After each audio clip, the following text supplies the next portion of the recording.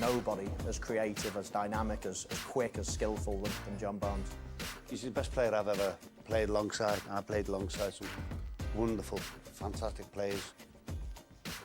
It was the perfect storm of new order, club culture and football.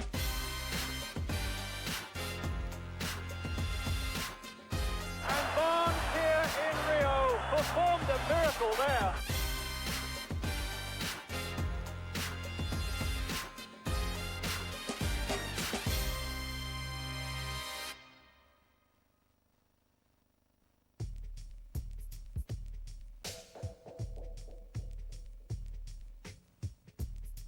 Growing up in Jamaica, there's no professional football.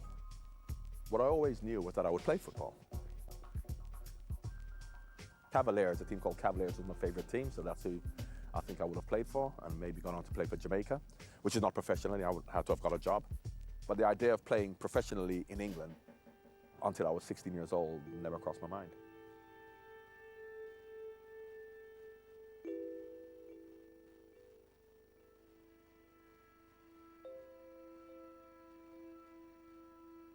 My dad was a colonel in the army, probably due to become the brigadier, which is the head of the army. And at that particular time in 1972, Michael Manley, getting close to Cuba, you know, leaning towards socialism, was a little bit worried about the army and what stance they would take under those circumstances. I said to my dad, where do your allegiances lie? If you went to Sandhurst in the 50s, you are a British Army officer brought up in the British traditions. And the answer he gave was that his allegiances lie with the country. A position of military attaché was then created for my dad to come to England. I remember coming in January the 26th, 1976. Probably one of the, not that I would know, I've never even seen snow before, but they tell me one of the coldest winters. And seeing on a Sunday morning when you had boys my age playing in a kit with a net with a referee and linesman, as we were coming into land, because you can actually see the pitches in Heathrow. And that obviously, you know, made a big impression on me. Growing up in Jamaica, I was always an attacking player. Back then, you didn't have positions. You ran around and I could dribble, I could run. I would also run back and defend, but I was never, ever a defender. But of course, going to Stowe Boys Club, we had a lot of attacking players because, of course, before you pick the team and you're playing in the 11th side, you go to training and you're playing 5 sides, and no one wanted to defend. It was a very, very good team. First memories of John is arriving at Stowe Club and being told that I was going to be playing on the right wing, and that we had a couple of very good defenders who were actually forwards, one of them being John. And his first statement was, the reason why I play at the back is because I'm more dedicated than the rest of you. You know, you develop, so therefore maybe I developed at 17 to 21, and maybe they didn't, I don't know. But at that age, at 16, you know, I wasn't any better than them at 16, 17 years old. But there was a lot of talent in that side, and it could easily have been 2 or 3 of the other players who would have gone through. But fortunately, John got that. Unfortunately, a few of us others weren't so lucky. The coach at Stowe, then Ray, then took some of the better boys, 3 or 4 of us, to St. Joseph's on a Sunday in a Sunday league team. So we're 16, 17-year-old boys playing for this men's team, St. Joseph's. But then he took me to Sudbury Court on a Saturday. And they were playing a game, and a taxi driver was driving past, who happened to be a Watford supporter, and saw them playing. Was absolutely amazed by what he saw. Quickly ran back to the club and told one of the scouts, you've got to come and see this boy. A supporter, in fact, phoned up the club and said that a friend of his had seen a young boy that he thought was well worth watching. We went and watched him. We saw him. We gave him half a game. We hid him and signed him as quickly as we could. You don't need to be an expert, you see. But Watford also have this young man who's exciting the crowds, 17-year-old winger John Barnes from Sudbury Court, recommended to the club by a Watford supporter. Some recommendation that is turning out to be.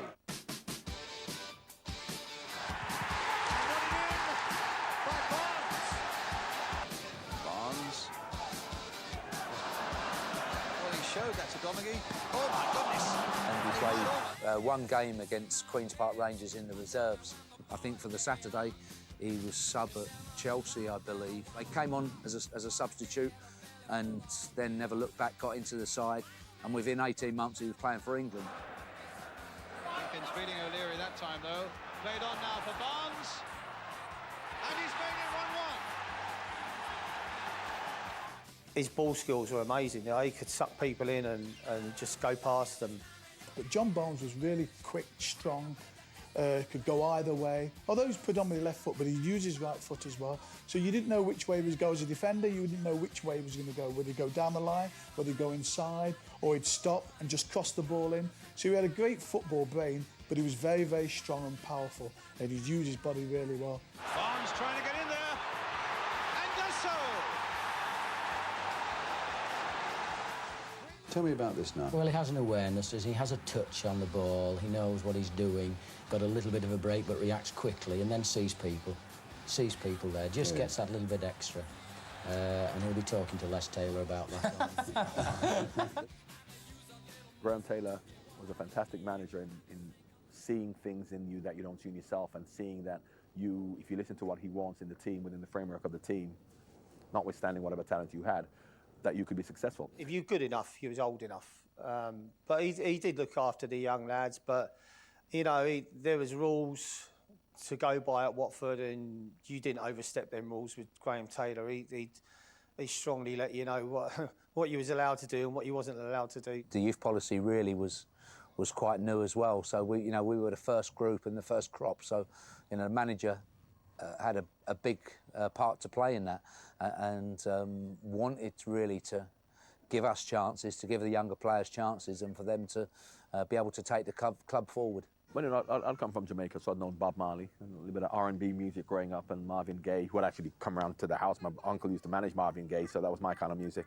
I remember Elton John from being Benny and the Jets and Pinball Wizard. But of course, then when I met him, he was a real chairman of a football club. Elton was brilliant.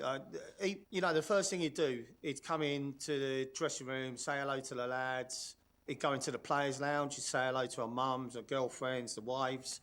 And then he'd go up to the director's box. And, you know, he was down to earth. He wasn't someone that you were sort of in awe of, that you thought you couldn't talk to. Elton respected Graham enough to understand that for Graham to be successful, he has to be given carte blanche to make all the decisions.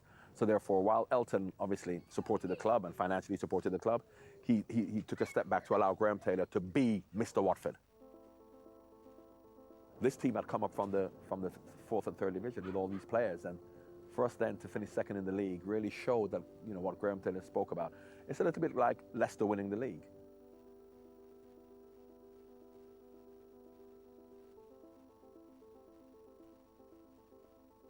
The club had come a long way to suddenly be considered to be playing Everton in the FA Cup final. Everton at the time were just around about, you know, the best side in the country, just taken over from Liverpool as the champions. The whole week of the FA Cup final is special. You know, coming down on the coach, driving down Wembley Way, the whole euphoria about the week, not just the game. What's special about the cup final from a playing perspective is the week leading up to it.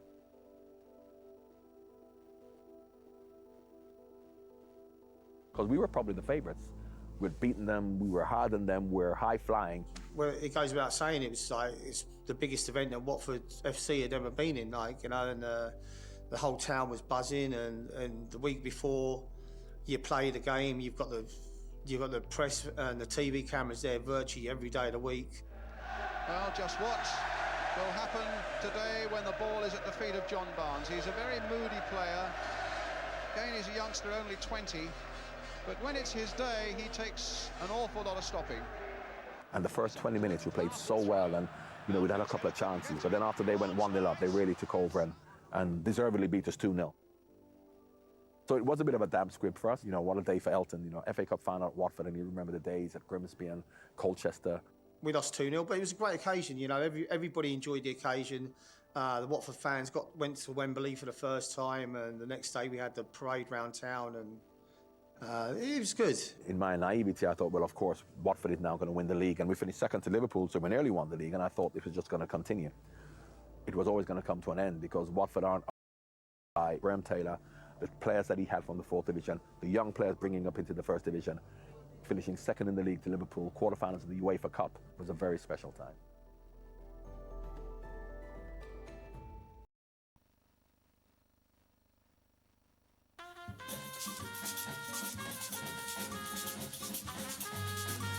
Maracana Stadium, Maracana, home of football, Pele scored all these goals there. To play there was incredible. It was great to score a goal like that in the Maracana. Barnes. Now can he take Leandro? John Barnes now. Might go all the way for England. Barnes.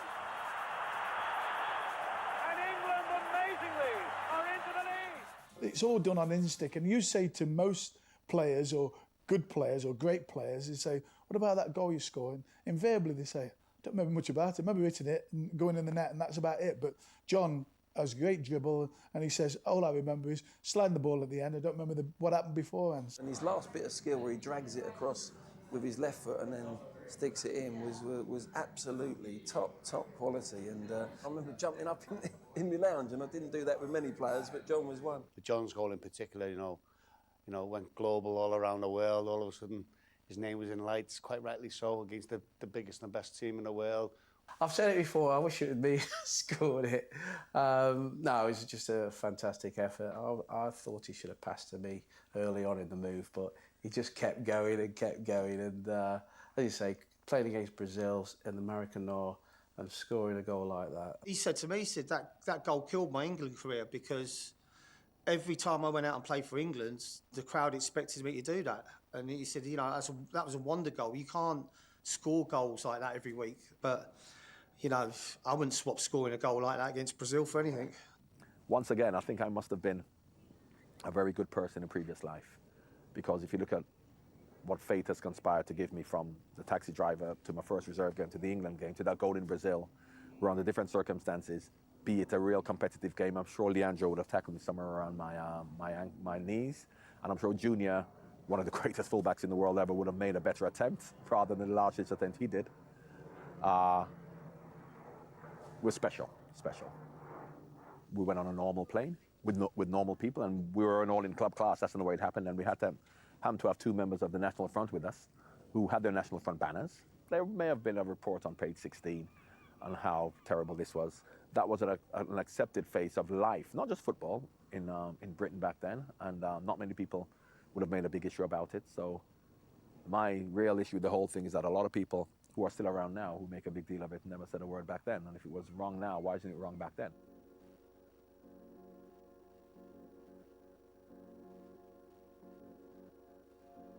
Well, I remember Graham Taylor bringing me in and saying to me, you are going to go to Liverpool. You're not going to go now when they came in for me in January, but you're going to go at the end of the season. But it surprised me that, you know, the Watford manager, rather than trying to convince me to stay at Watford, because he did the same with Luther Blissett when he got a chance to go to AC Milan, and if he felt that you could progress your career, because he really felt a responsibility to us as well as to the club. You know, he balanced the both very well. I so vividly remember when we signed John. And we thought, well, okay, what's he going to bring?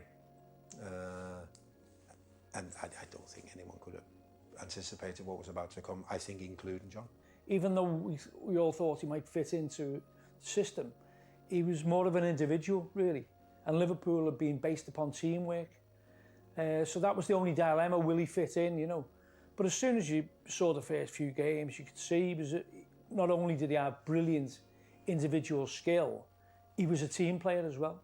Well, when I knew I was coming to Liverpool, I thought I was going to play up front to begin with, because I knew Rushy was going, and of course they had John Aldridge, but I came just before Peter, or I was muted to be coming to Liverpool before Peter.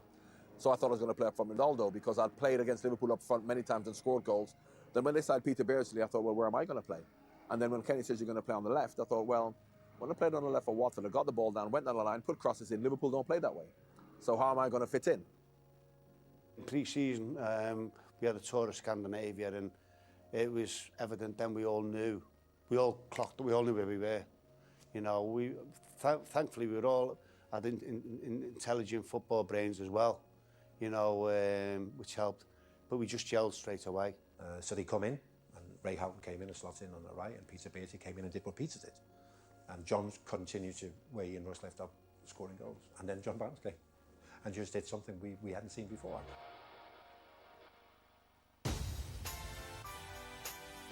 Every time I seemed to switch the telly on and watch Liverpool play, it seemed to be John Barnes beating 3 or 4 players down the left wing, crossing the ball, and Ian Rush, Kenny Dalglish, that type of player, finishing them off. And every single goal seemed to involve John Barnes. I think Barnes could fit into any system because of his style, because the way he played. Individually, He was amazing. Physically strong. I mean, gifted beyond belief. But John could score his fair share of goals as well, but he could get past people into the box. He was just a natural talent, wherever he played, really. There was a saying in British football at the time for wide people: get to the byline, put it in, and let the people in the box worry about getting there. And John never did that. You know, John got to the byline and picked you out. I was like Charlie in the chocolate factory, you know what I mean? All I did was back towards goal, get the ball down, give it to Barnsley, and then I'd just get into the box. All of his balls, if not 90-odd% of them, were fantastically placed for me to go on the attack. But what I liked about it is that he never showed off. He never played a back heel for the sake of it. He played a back heel if he had to. And that's number 2, Ian Rush, the scorer. Straight away you could see, you know, he had everything. He had poise, he had grace, he had skill. He could pick out a pass. His first touch was immaculate. Everything about him. You know, you'd see he was a class player. His free kicks were out of this world as well, you know. You know, he was putting them in the top corner, which, you know, were impossible to reach. You know, it was Brazilian skill. I remember a goal he scored for Liverpool against QPR at Anfield when he bounced around 2 players and stuck it into the bottom corner with his right foot. Still Barnes. That's a fabulous individual goal. He was the man for all seasons, wasn't he?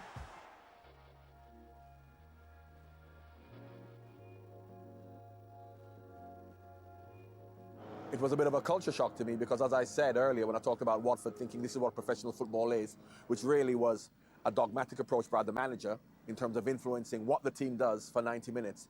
With Liverpool, the managers obviously guided you, but they allowed you, and they insisted, not just allowed, they insisted on you having that wherewithal to make these decisions. Things change on the pitch and you've got to change with them. And if you've got a manager who wants to maybe sort of say, no, this is how you play and this is what you do, well, I could never, ever dream of playing as well as John Barnes or Kenny Dalglish or lots of other people, Robbie Fowler.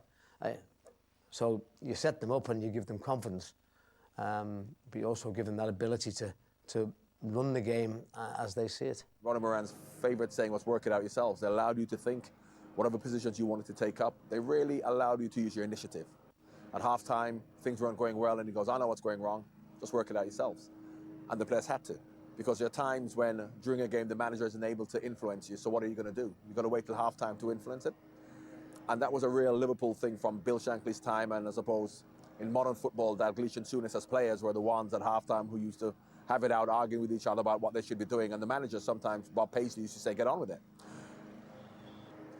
Training was really good, but really, really sharp. You know, you had to be up for it amongst every single day. Was 100%. You could not give less than 100%. The passing was sharp. If you couldn't deal with the pass, you were no good to anyone. The passes weren't just little laid to you, they were shot into you and you had to deal with it and take it on. It was great training. The main bit was playing five-a-side every day. We more or less had the same teams every day, but it was very intense. There was a lot of small rules in the games, like 1 touch, 2 touch, can't play above head height, you know. When you play it back, it's got to go forward and little things like that, but it was very intense. Training was the complete opposite to training at Watford. Methodical, everything was timed, everything we did. Lots of physical work, cross-country runs, and Graham Taylor kept a detailed report of the times we'd done in training every single day for my whole 6-year period, so therefore you had to replicate that in training. At Liverpool, we just did five-a-side football. The physical work was done all with the ball, and I suppose we were getting benefit from it while we actually trained, but we were physically fit to play football. When I first came to Liverpool, I could run cross countries and, you know, we went on 10-mile runs, but my football fitness wasn't as good as it was for when I came here because that's all we did at Liverpool, we played football. Basically, season after season, then we started to dominate English football and obviously we were rewarded with lots and lots of trophies. And it's not always about the manager, it's about the players. If the players have got the ability and they've got the mentality and they've got the desire to go and be successful. And we had all of those in the team at that time. We'd won the league, we came in and Ronnie Moran had the medals in a plastic bag and all he said was pre-season training July the 7th. Never made a song and dance about it. The testament of the person is the consistency that you show over a period of time, the repetition of success. And how you keep that hunger to be successful is that you don't, when you do it, you forget about it and look forward to being successful again. You don't get carried away with how great that is and how great you are.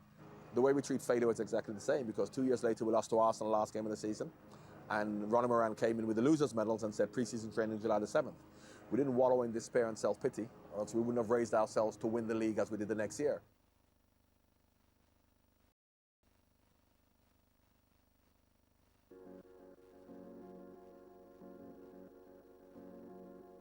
I've said all along that I felt like I played under Bill Shankly. The ethos, the essence of what Liverpool was when I first came had just continued from Bill Shankly's time in terms of the training methods, the fact that we all, changed at the ground for the camaraderie, for the togetherness, then got on a coach to go to the training ground where we didn't even have a shower, we just had a hut for a cup of tea. Then we had to go back from the training ground together on the coach to come back to the ground to get in your car so that you bonded with each other. Now you see the way we came in, where we came underground, so you don't really mix with the fans anymore, whereas we, would walk in amongst the fans, and the car park was outside where, the fans were right there. You mixed with them going to your car, spoke to them going to the car. This is modern football. I'm not saying Liverpool is any different to anywhere else, but back then, Liverpool, Bill Shankly being a socialist and believing in the togetherness of the Liverpool family, of which the fans are a part of, Bill Shankly still felt the need to have that relationship with the local community, which even when I came, we still felt. From Stephen Nicolai, Alan Hansen, Ronnie Whelan, Steve McMahon, John Aldridge, we were really ingrained in the community in terms of what we did within the community.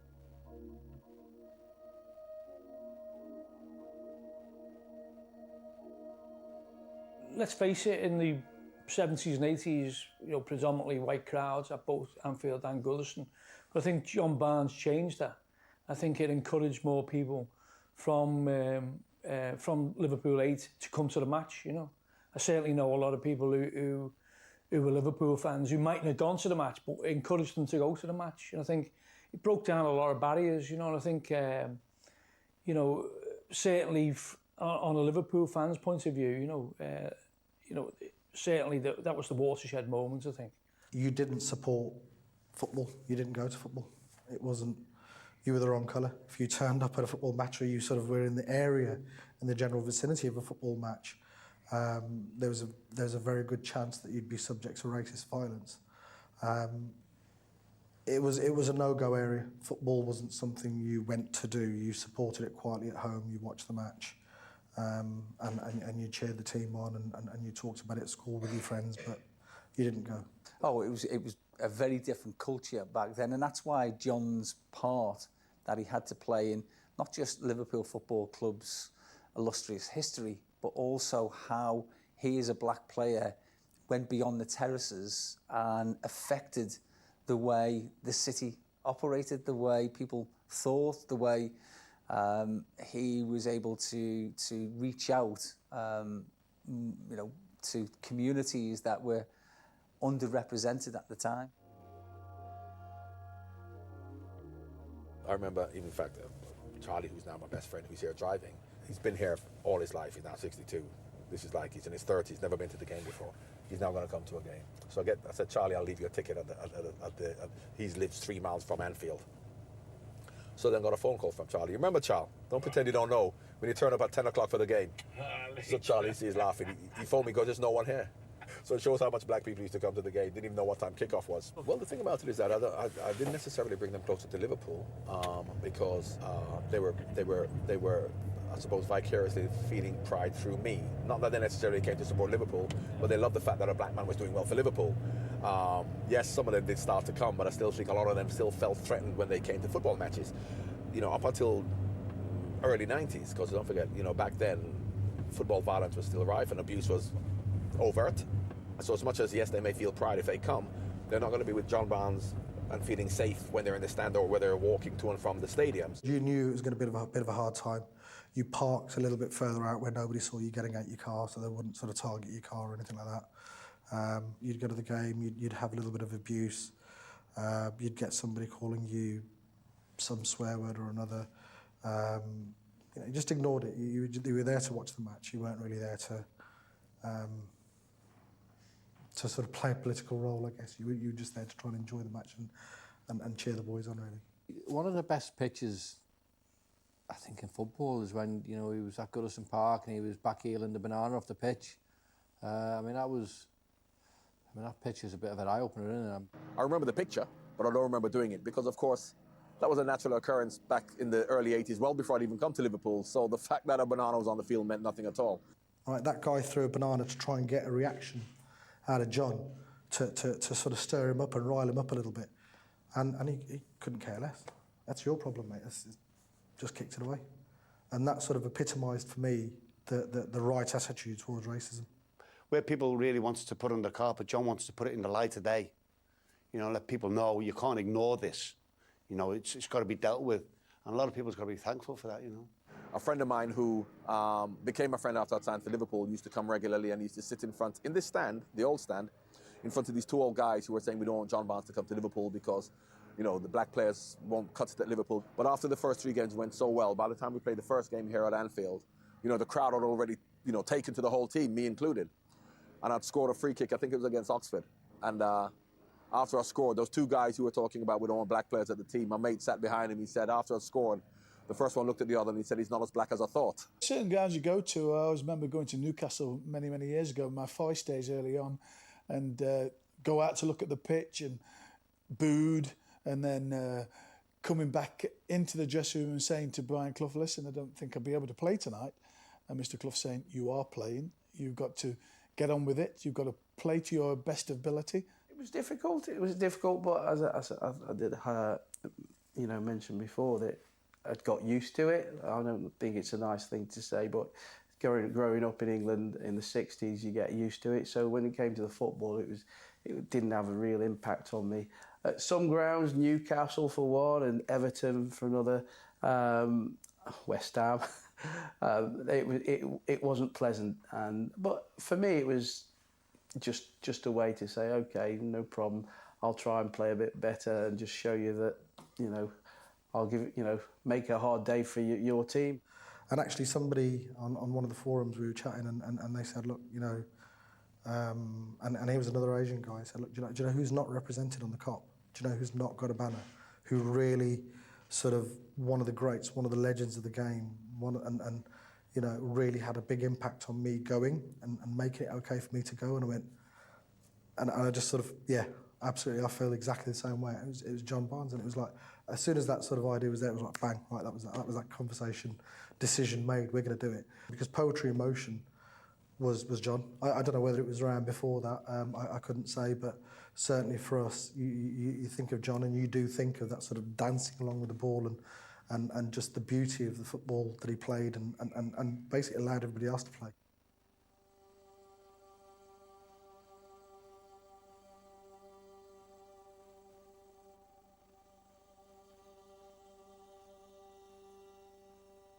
Obviously, people will be aware that there was a huge human tragedy and 96 people lost their lives on the 15th of April 1989.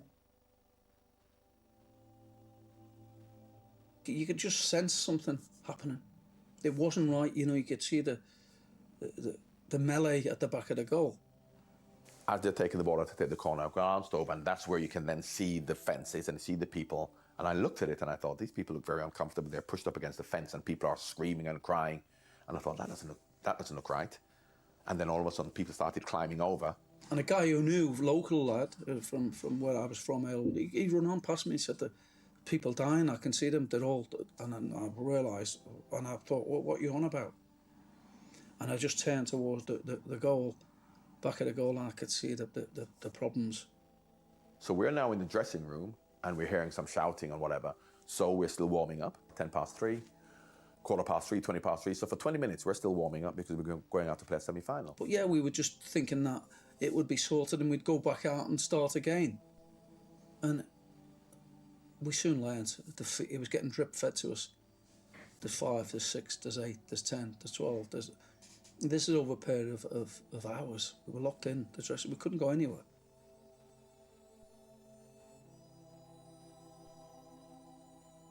A few days after Hillsborough, I went up, I had a Shankly poster with the famous quote on it, football matter, you know, it's more important life and death, and I cut that off. I cut the quote off and just put the Shankly poster of his arms out on the Shankly gates, because I thought the quote was, you know, was outdated then because of so many people passing away, you know. I suppose now you would get counselling yourselves. They were the counsellors. John became a counsellor, not trained in this, and provided support and solace for the families. And in the end, all of the 96 who died, there was somebody who was present at all of those funerals, and that must have took a huge personal toll on those footballers. When I was asked the question as to whether I think we should play again or not, I said it's not my place to have that opinion, because I didn't lose any loved ones. I would be guided by the fans, you know, and the families who lost loved ones. And if they wanted us to play, I would gladly play. If they want us not to play, I won't play. And then so be it. Whatever decision that the powers that be came to, then we'd have listened for the supporters, basically, for the fans and for the Liverpool Football Club. We wanted to do what was best for everybody. And Liverpool are through to the FA Cup final to play their Merseyside rivals Everton.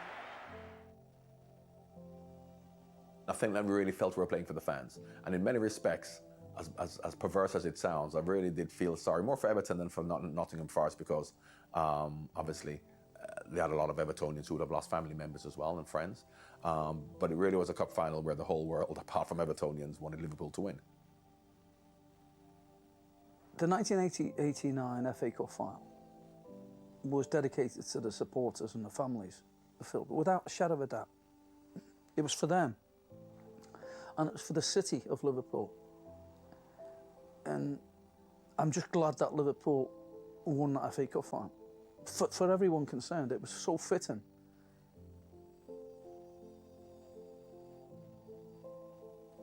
We knew at the time, on day one, that it wasn't the fans' fault, but we were vilified and scapegoated about what happened in '89. It took 26 years before we got to the stage where it was admitted that it wasn't the fans' fault. It wasn't just about the people who have lost their lives, it's the ones who survived, because there was a question mark as to their morality and their character. And then, of course, we went through a legal process which ended up with the High Court quashing the original verdicts, and then a 2-year brand new inquest into the deaths, which found in favour of everything that we had claimed for all of those decades.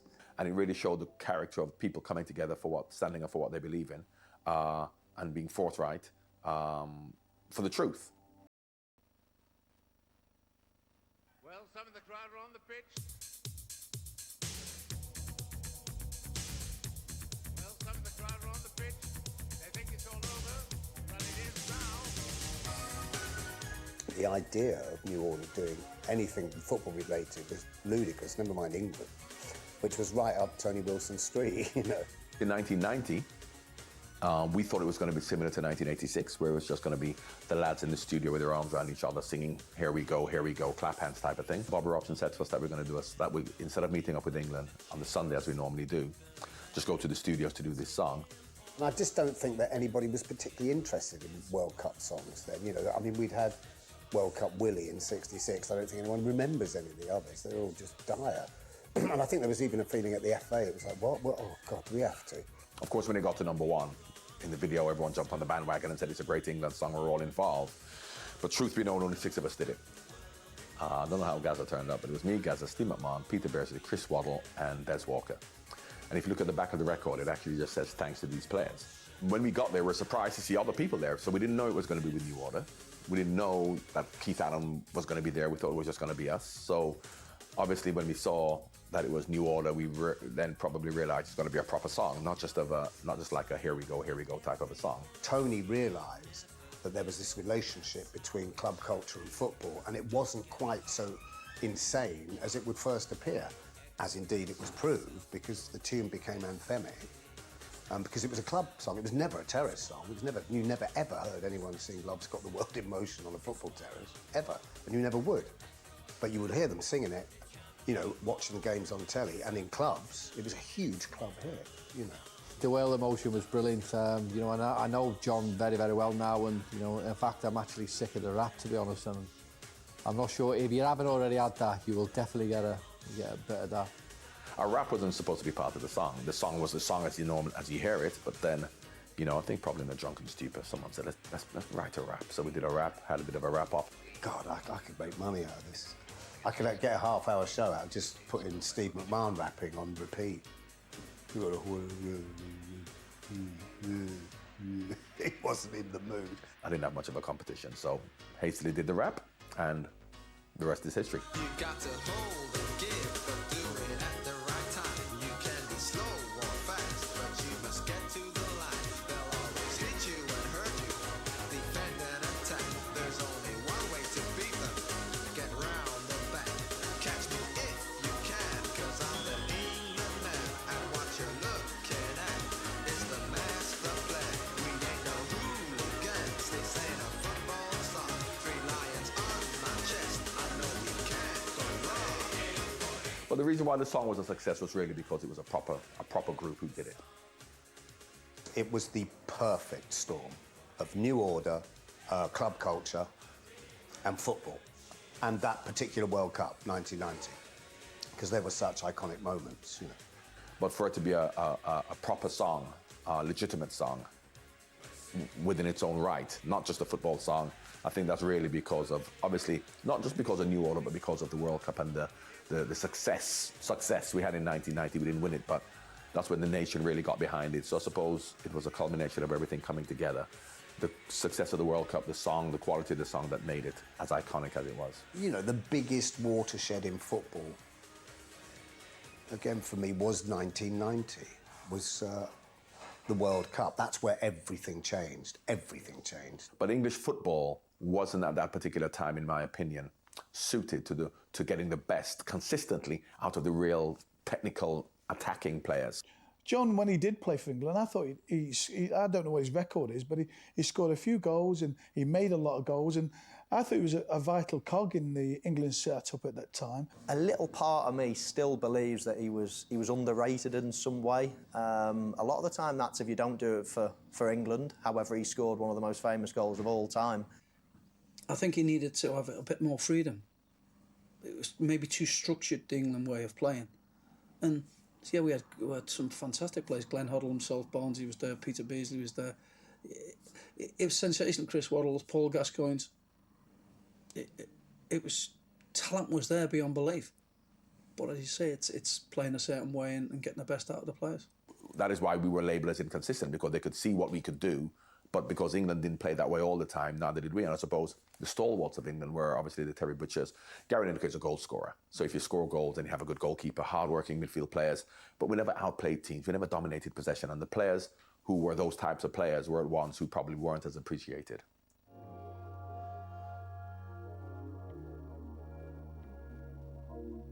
I ruptured my Achilles tendon and had to change the way I played. Now, at the time, I didn't necessarily know that I wasn't able to run around as I did before. I think a natural progression of the McManamans, Fowlers, Redknaps coming in meant that I then became a midfield player. A lot to do with the fact that, as much as I didn't think it at the time, I couldn't run around anymore. So I was fortunate enough to be able to play in that position and reinvent myself. It's a mark of his football brain that even when his legs are gone a bit, like happens to us all later on in your career, he still ran games from the centre of midfield, and he was a joy to play and train with. John played with his head. John had a great football brain for me. And again, so when he lost a little bit of pace, it was no surprise that if you could put him back a little bit deeper, he was still going to influence the game in a slightly different way. And to be fair, we tried it and it worked. You know, football is basically about making decisions, isn't it? The more good decisions you make, the better it is, and that's what John was about. And I have to be honest, when he moved in and he started playing the way he did, I thought, oh, whoa, that's my role, and that's how I play, isn't it? But yeah, John was sensational. Well, he had the football brain. He knew the things around him. You know, it's like a radar. You know where he is and he is. Whereas, and Barnes had all the skills at his feet to get the ball wherever it needed to be. I don't know how other people feel about coming to the end of their careers, but I don't think anybody envisages ending their career. Your career is all of a sudden ended very quickly, because you're playing football, then all of a sudden the next year you think, well, this is going to be my last year, my last 6 months. So I wasn't thinking about ending my career. I was thinking about where I wanted to play football regularly. Before I loved Liverpool, I loved football. Before we were Liverpool, Arsenal, Man United fans, we're football fans who happen to support Liverpool, Arsenal, Manchester United. Before you're a Liverpool player for 15 years, you're a young boy playing football and you love football. So I wanted to play football regularly. Had I been able to play in the first team till I was 40, I would have. But the fact that I needed to play first team football meant that I went to Newcastle. And when I couldn't play first team football at Newcastle, I went to Charlton. You know, I remember playing, you know, against him for Liverpool, against Charlton and Newcastle. And he looked wrong in any other kit. You know, I don't know if anyone said that, but whenever you think of John Barnes, and you know, you think of an early John Barnes, and you think of him in a yellow Watford kit, and then you know you think of him in a Liverpool kit, and you can't imagine him in any other kit. I know he played for the clubs, but yeah, no, it didn't happen.